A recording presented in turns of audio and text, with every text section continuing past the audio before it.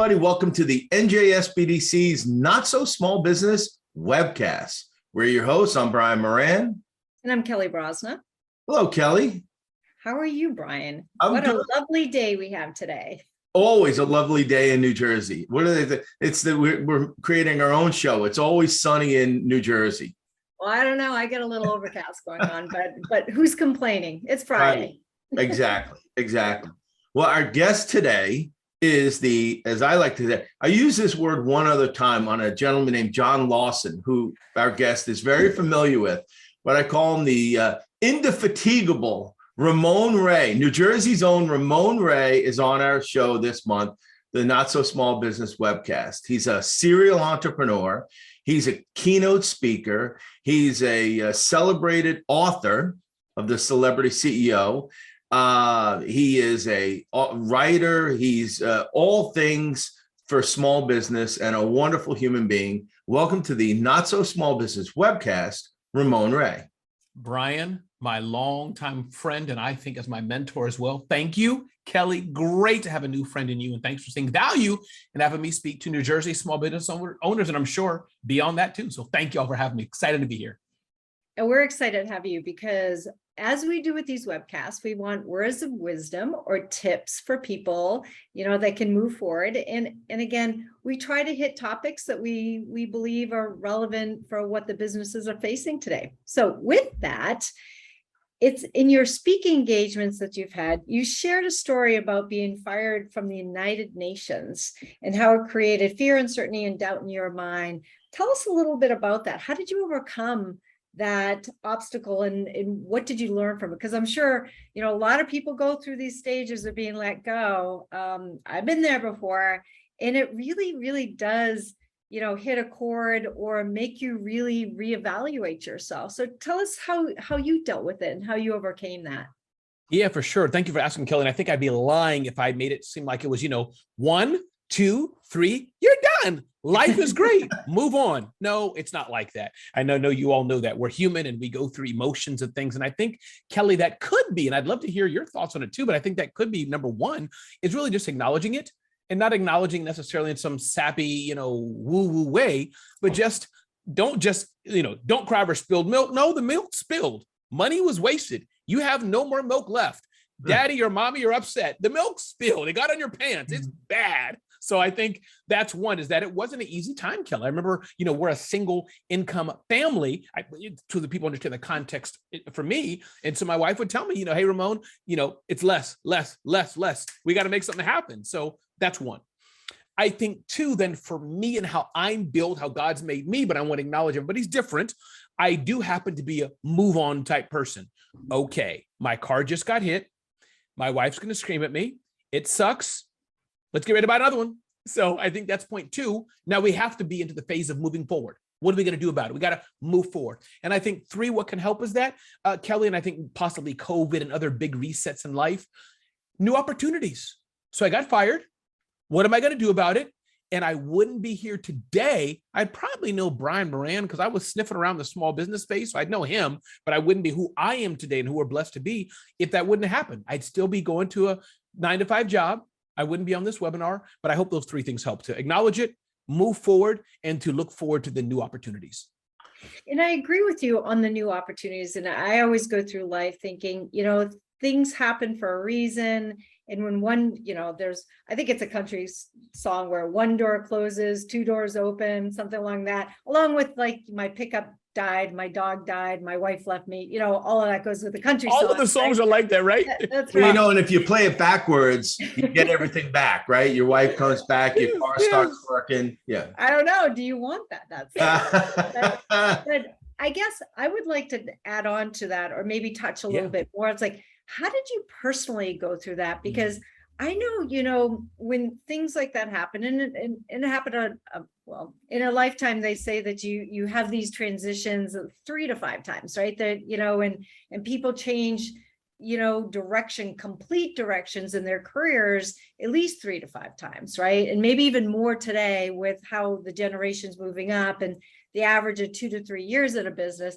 But emotionally and in personally, how did you deal with that without really doing some real self-reflection and looking down on yourself. I mean, I know that that's a big thing. We deal with mental illness today. We deal with depression, and this is a big blow in many cases. I got some family members going through it right now, and it's a real struggle of them internally thinking it. Not that there's not new opportunities, but how did you deal with it internally? Yeah. And since we're going there, as I fan myself so I don't burst into tears, I'll answer it a different way. So make sure you bring me back on point, Kelly. I go Sure. way off the reservation many times, but I will tell you, Kelly, and I don't say it as a badge of honor. I say it to help others.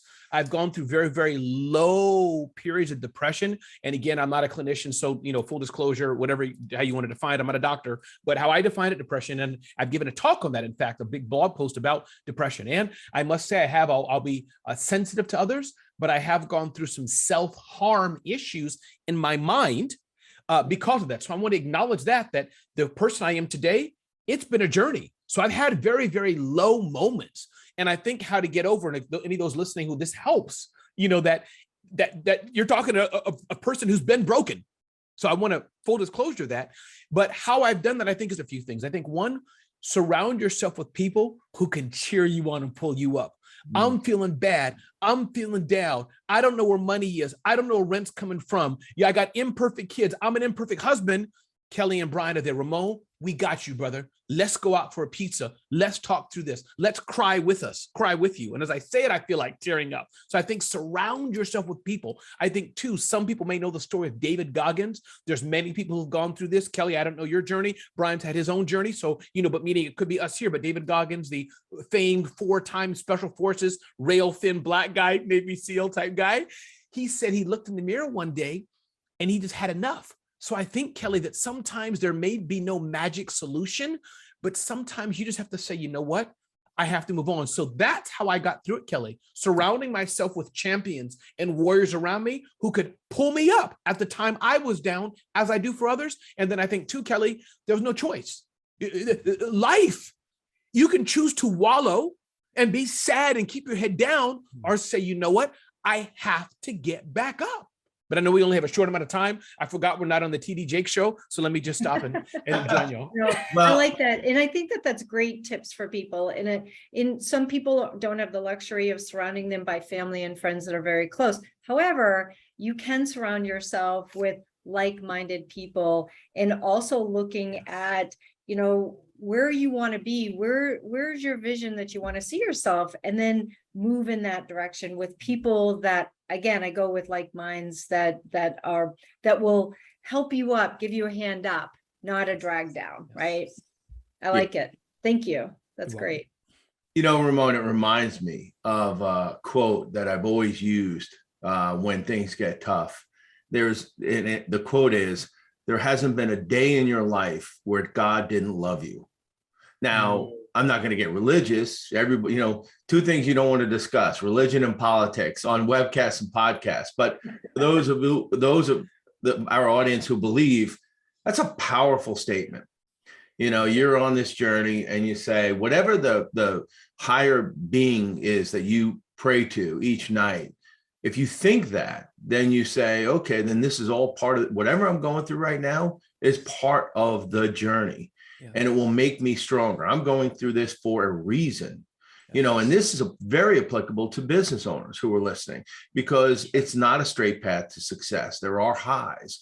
You got the big account, you won the big account, you opened in a location, everything's great. And all of a sudden, your credit line gets pulled. Your biggest customer leaves you. Your best employee leaves you. You or your partner become disabled. And then it's amazing how quickly it can change. Right? That all of a sudden you're like, I was just on the top of the mountain. How the hell did I get all the way down here so fast? And that's the thing too. Life changes on a dime. Yes. We know that. And when it does, it's rarely for the better. And that's the way you got to look at it. Bad news, illness, you become disabled, whatever. When you win a piece of business, that business is coming. It's not like you get a phone call one day and say, hey, Ramon, hey, Brian, we're going to award you a $500,000 contract. Have a nice day. No, you worked on that piece of business for months or even years, but you can get that phone call. Yeah, I got bad news, budget cuts. We're going to have to end the contract. And all of a sudden, wow, this is not good. So, you're right. I do want to have you back on just to talk about the mental aspects of business ownership. I think for Kelly and I, that's an important topic. So we're going to come and we're going to revisit it. But let me pivot a little bit, because you have a great book out called Celebrity CEO, which I want to talk about, because in it, you talk about personal branding.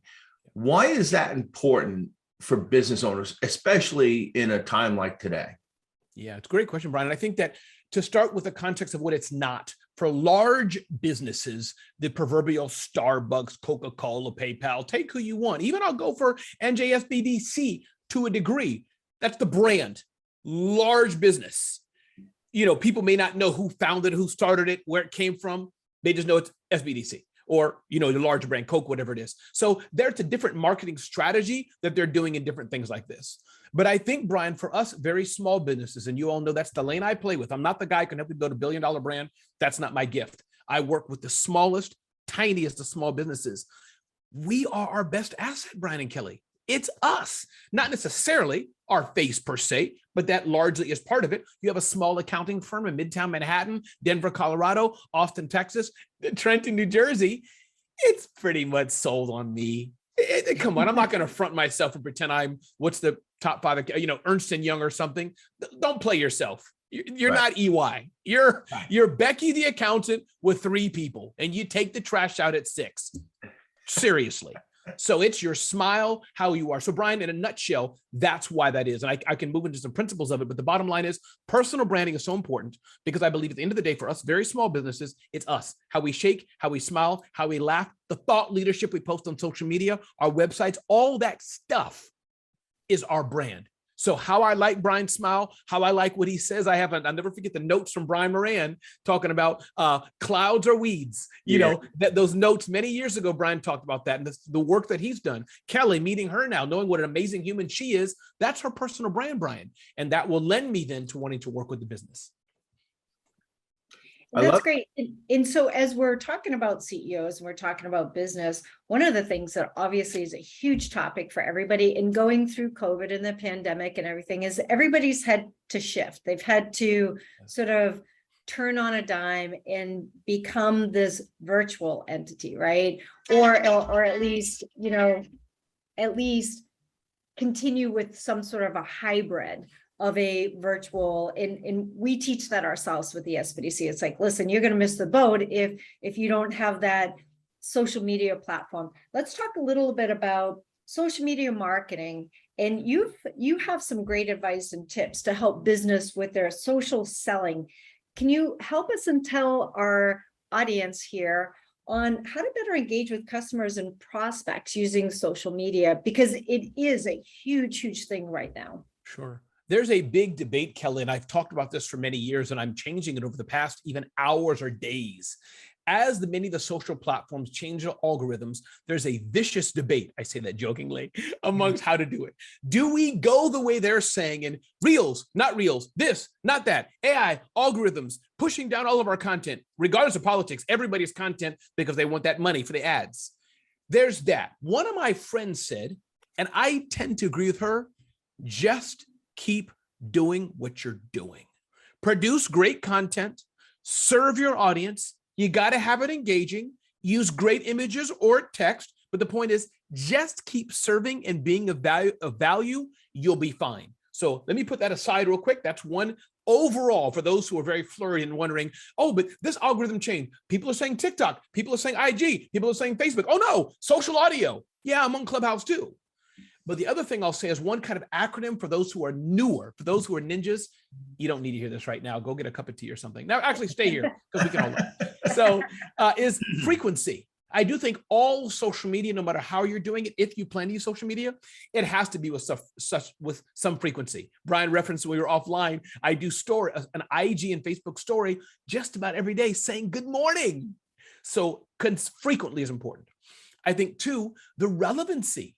Relevancy is important. You know, if I promise to have and I want to use different things, you know, a red cup IG. One day, Brian, somebody said, Ramon, are you selling red cups? Because you always hold it up. No, people, I'm not self-promoting myself. This is just my favorite cup. So if you're every day have the Red Cup newsletter, focus on that. So that's the relevancy. And then the third thing, Kelly, that I think is really important, the engagement. I tell people that you don't have to be a loudmouth, gregarious type. That's me. I like to have a lot of fun. I move quick. You don't have to be like that. Everybody's different, but you do have to be engaging if you get the slight difference.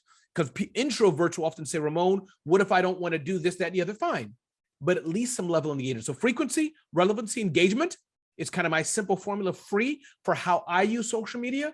And it surely helped me.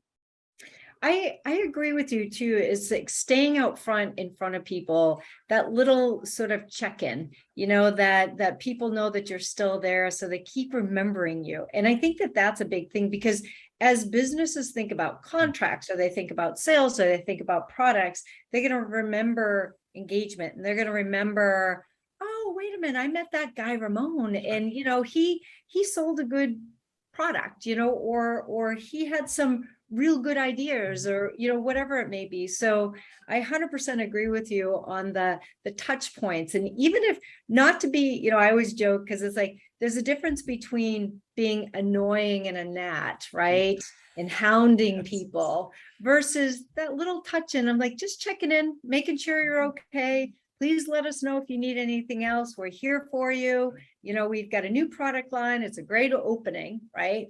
For perhaps new products or services that you might be offering. So I love that advice, because it really is important to make sure that you walk that line of not to be annoying, but to be staying relevant and in front of people. So it's great advice. I want to add one more thing. Thank you very much. I think it's also being of service. Because what happens, let's say in the case of Kelly, she wants to buy the, shaved head kit that I'm selling for $9.99, the shaved head kit at RamonRay.com. Fake, just teasing, having some fun, people, just be clear. But if she was, Kelly's going to forget. She's not going to remember. She woke up a year, because meaning if I'm serving her, if I'm giving Kelly and Brian the right information, so that starts there, she may not have bought today, but she's interested. At some point, Kelly's going to buy Ramon's shaved head kit, because I know what Kelly's thinking. I know she's thinking, and she's going to buy it. So I'm having fun, but I think y'all get what I mean. So that's the point if you're doing it. Go ahead. You want to buy it now? My future is that really nice, smooth looking, shiny head. Yes. I know, Kelly. I can tell. Yeah, not mine. Ramon, I will not be buying your shaved head kit. As my wife said, you will not look good bald, Brian. So just so we know. All right, so let's kind of stay on that topic a little bit. So we talked about personal branding for business owners. We talked about social media selling and marketing, but there's also an element in here which I get a lot of questions about, and that's publicity. Mm-hmm. So, that you're now an industry expert, and people come to you, Ramon, I know, all the time, and they say, hey, Ramon, can I have you on my radio show? Can you be on our webcast? Can I interview you for this column? And it's that, we look at it as free publicity. It's a great way to get your message out there without having to spend any money. How do business owners get to that point where they're recognized as an industry expert, and are being asked to participate in these types of interviews? Great question. I think there's a few things, Brian, that I think are very important. And by the way, if anybody DMs me on Instagram, my Instagram is Ramon Ray Smart Hustle. I think the word is publicity. There's 10 tips I have on publicity. I think that's what it is, but you can just DM me on Instagram, Ramon Ray Smart Hustle. But I think, Brian, it comes a few things that I've done, Brian, and you've watched my career over the years as well. I think one, producing a volume of good content. Sounds simple. I can see people roll. Kelly, can't you see people rolling their eyes? I can hear them. Oh, really, Ramon? Yeah. But I'm telling you, Brian, producing a lot of content. That's one. Because if you're producing a lot of content, those who like the content are going to see it constantly. So that's one. Gary Vee, famous example who does that, producing a lot of content. Two, being darn good at what you do. Don't blow smoke. If you say you're the best person to plant roses, you're the car mechanic fixer, using other examples outside of our little space here, people will turn to you. The NPR guys, right? The car guys. Why do we know them? They produce consistent content. They were good at it. That's point two. Third thing is being engaging at it. So Brian, this formula of if you're producing a lot of content, Mhm. If you're darn good at it, and if it's engaging, here's the other equation, the dirty little secret. Whether it's blogs, webcasts, mainstream newspapers, they need content, Brian. They need it. So they're looking for, oh, thank God, Brian's here, an expert on small business growth. Oh, yes. We have a story on, how it's tough for New Jersey businesses. Yes, Kelly's here. We can interview her for 3 minutes on the local radio station to get her a quick insight. That's the formula. Because people understand the media needs us, Brian and Kelly. They need us. The key is we just have to showcase ourselves that we earn the right to be there. It is a game. It's Brian, Kelly, Ramon. We're friends here, but if we're in a competition, who's CNN going to call? That's it. And Brian and Ramon are probably going to lose. They're going to call Kelly, the New Jersey ninja, to be on the CNN special about New Jersey. If you feel what I mean, having some fun here. So Sure. That's how you do that.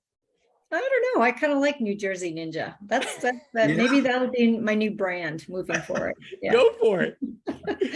Well, and it's interesting. You talk about that of getting, again, it goes back to making sure that you're relevant, you stay engaged, you stay in front of people, you provide that content.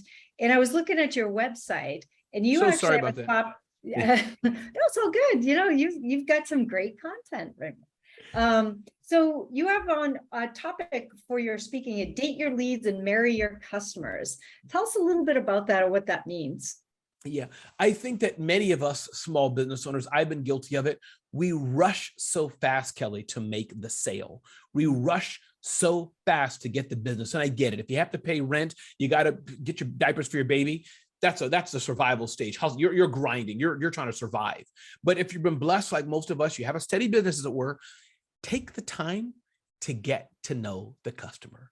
Take the time, as our friend John Jantz, right, Duct Tape Marketing says, take the time to build that know, like, and trust. And the closer you can build the gap of trust, the more you'll win. So that's that aspect of what I'm referring to there. That's when you're taking the time to get to know who the customer is before you get to the sale. Because if you reverse it, you may get a quick win. But let's say, again, me and Brian are competing to sell something to Kelly. Brian's taking the time to get to know Kelly a bit, make her laugh a bit. She signed up for the email newsletter. She's in the webinar. He'll get the business longer and all day, faster than maybe a one hit that I may get, but Brian will win it in the long term. Is that helpful, Kelly? It does. So you're talking about dating your customers, basically.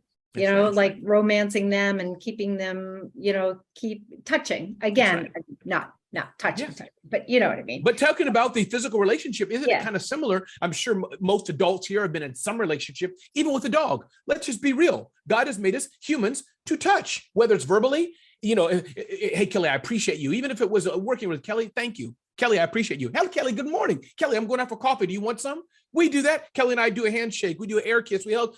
This is the human experience. Am I right? We do this. So for our customers, Kelly, yeah, and Brian, it's very similar. Take a pool company example. One of my customers, my friends, has a pool company. I think many of us may know who's the guy. Oh, They Ask You Answer. Marcus Sheridan's book out. They Ask You Answer. Another great read, right? Is that let me answer the questions the customer has every which way. Touch them multiple ways digitally. Who are they going to buy pool supplies from? Me. I've been all in Brian's grill, tweeting him, TikToking him, emailing him, answering his questions. I'm now trusted. Next time he goes to buy pool supplies, Ramon Ray, who's not even Spanish. Well, and it is interesting because I always have the comment of trust is not given, trust is earned. So you got to take the time and you have to build that with them. And again, build that where you show up, right? And that's part of the game is showing up and being present. Again, going back to that. The other side is that they talk about sales. If you really think about sales, 80% of your sales come from existing businesses, not new, so it's that 80-20, you could talk 80-20 in a relationship. You can also talk 80-20 in business as well. And so it behooves you to make sure that you, again, working and building that trust. So if they have another need, they're going to think of you first. And so I think that's very, very relevant and great advice, Ramon. Thank you. You're welcome. I love it. What I'm hearing is listening. Listen to your customers. You should be able to articulate the goals of your top 10 customers. I always ask clients, who are your top 5, top 10 customers? And I hate when I hear, hold on a second. It's like, you should know them. You should know their families. You should know their birthdays. You should know their goals, their obstacles, their competition. It's almost like you should be a part of their team. And that's the trust. You listen, you trust. These are key words that we're talking about. So great, great stuff, Ramon. And sadly, we are literally at the witching hour. I get to ask the last question on this one, Kelly, just the way it worked. It's like tick-tock, or eeny, meeny, miny, mo. But, Ramon, you bring up really some excellent advice and suggestions to business owners. And I want to apply that to the next 6, 12, 18 months, because they're going to be rocky. I mean, we know that, right? The Fed just raised interest rates 75 basis points. I mean, there was actually talk about raising it a full point to stem this runaway inflation. And so you cannot be a business owner today and not be worried about consumer demand, inflation, interest rates, supply chain, labor, all of these things, right? But you bring up some really good points about being proactive with your business. Be online, be genuine, listen, engage with your customers, work on your personal brand so that you stay on their radar screen. So what would you tell business owners now? I mean, the ones who are watching us today, what would you tell them that give me one piece of advice for the next 6 to 12 months as they run their businesses? Sure. I was going to just now give 7, but since you only asked for 1, I will withhold the other 6. The one piece of advice, 7 parts.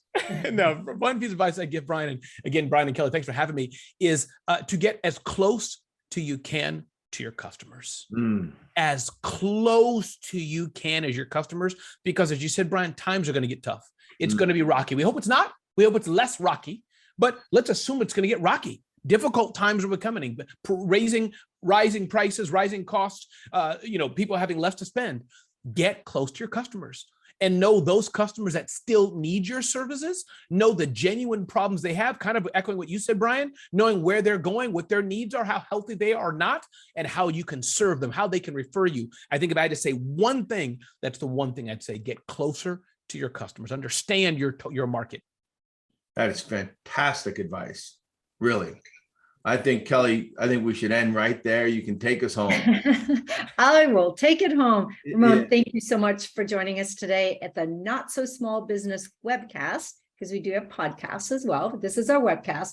We appreciate your time and the great tips and insights that you shared with all of us today, all of our viewers and us too, because every time I do one of these things, I take away tips as well. So thank you for that.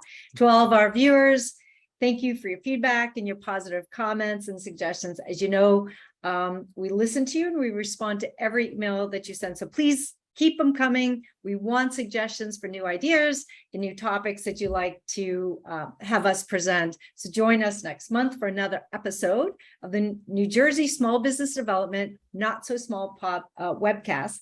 And again, listen to our podcast as well. Take care, everybody. And again, thank you, Ramon, for today. It was amazing having you on. We appreciate it. Thank you. Great job, Ramon. Thank you.